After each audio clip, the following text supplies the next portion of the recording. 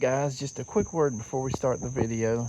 Natalie is still sick, so she still owes everyone a Q&A because we've got about 5 donations or so since the TV20 interview.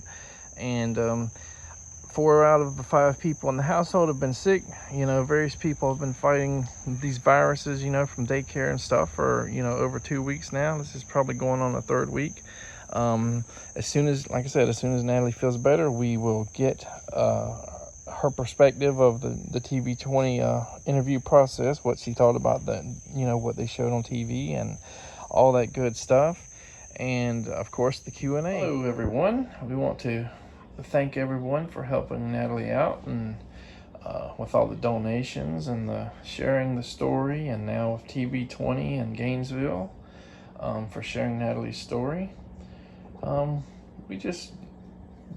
Natalie is still kind of under the weather, and the good thing is, I guess because she was nervous and excited and her adrenaline and all was up during the interview, you can't really tell, which is a great thing. One of the things is they showed the bathroom, the guest bathroom, obviously with the rot there and all, because that's a part of trying to accommodate her disability and not doing a great job of sealing, the screw holes and stuff. But that'll be repaired and replaced, because this is obviously going to be the kids' bathroom. As soon as the master bathroom is done, we can start working on this. Yes. One issue is they kind of had a low shot where, you kind of see the wall of the tub there, but not inside of it, and they kind of showed the floor, and they said, Natalie showers on the floor.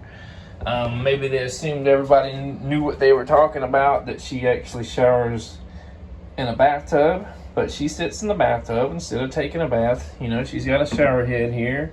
It can be put up there, or, she can use it there to clean herself. So it's probably, just an assumption that everybody would know that is what she did. But if not, I'm just kind of here to say she showers.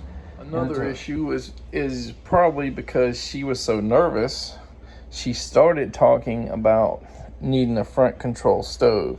So this kind of like at the first part of the interview, how they played it out on TV was something like, this is the stove that Natalie would cook on if she could. And she goes on to talk, and then I guess her train of thought kind of left. Instead of like her redoing the shot, which I'm sure she could have, she just kind of went with whatever she said. So the stove there, with her disability, it would not be safe or easy for her to reach all the way over here over her wheelchair to like turn the knobs on. And she could probably easily burn her arm like doing that on the coils. So it's a safety issue. Unfortunately, Frank Bondurant got sick. Thankfully it's not COVID, but it's kind of last minute. So instead of doing an interview with him, I guess they just got a shot of the Trinity Baptist Church where he's working from. Natalie really thinks that Frank is an angel. He's a very quiet and shy man, but he helps the church. He helps do all kinds of community stuff with the church. I think he's a photographer, for the youth group and stuff like that. So he's got many positions, and most of it seems to be helping other people. That because of Frank being sick and not being able to do the interview, they didn't put his contact information out there. And why it's important is because there are materials, that people may have, we don't just need money, because materials are just as good as money for us. Whether it's countertops, new flooring, maybe sheetrock, and some framing materials, and possibly used appliances like a front control stove, or front loading washer. There's, a lot of people, even labor, we've had 1 or 2 people, plumbers and stuff, saying, we'll help out with plumbing materials and labor. So if you have any materials or know somebody that might have some laying around, or maybe you own a floor shop, or, cabinet shop, kitchen shop, whatever, hardware store, and that might want to help out, contact Frank. And if you can't get his contact information, contact Trinity Baptist Church in Keystone Heights, and I'm sure they will get in touch with him and let him know what you have. You know, not everything will work, which is, you know, why you need to contact Frank versus Natalie, and he can see if it'll work for the design, you know, and stuff that he's doing. One of the questions that they asked Natalie was, what else do you need help with?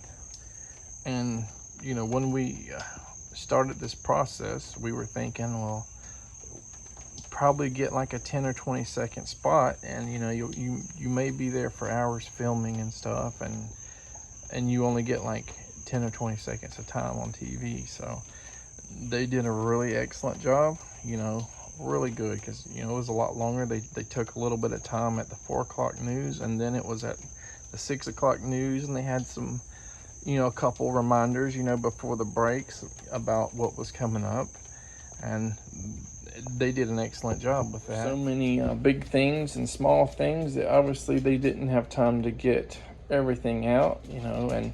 But the good news is on our GoFundMe and all, everything is pretty much listed, or most things that Natalie has talked about, and I think she's almost finalized, is getting new countertops for the kitchen. And instead of stopping right here, they're going to go all the way there, so the cabinets and all will have to be taken out. We really don't know how to size and shape, you know, everything, because this is a new experience for us.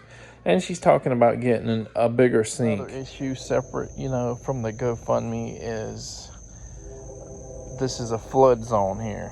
So we reached out to a couple semi-local companies, and you know, some of them said, yeah, we might do it, but we're too far away. Haven't really heard, you know, back from them since. So gas prices are through the roof. I generally think the local people are, you know, mostly smaller people, you know, smaller handyman, you know, smaller contractors that don't have big businesses. They're using third parties to supply dirt and sand and asphalt millings and concrete, and you know, some of them maybe even rent, you know, bulldozers or whatever they need to do you know, a single job. It might be a one-time rental for a day or two, and so those people, they have bigger everyday expenses, and it's probably harder for them to like donate all of the materials and labor and all, you know. Stated that's separate from the fundraisers and stuff, but the reporter, you know, just said, you know, anything else you need. So we threw it out there, and he said, well, send me photos, you know, of the flooding and stuff, which I've been here where it's like almost to my knees before. It usually doesn't get that bad, but her wheelchair sinks, all kinds of stuff. We sent photos, and I guess they were probably already, you know, editing the footage and stuff, so there probably wasn't enough time to finish the editing, and then there's a limited time slot, you know. So we are very thankful for what we got. It's probably 5 or 10 times longer than we thought we were going to get on the air, which that is awesome.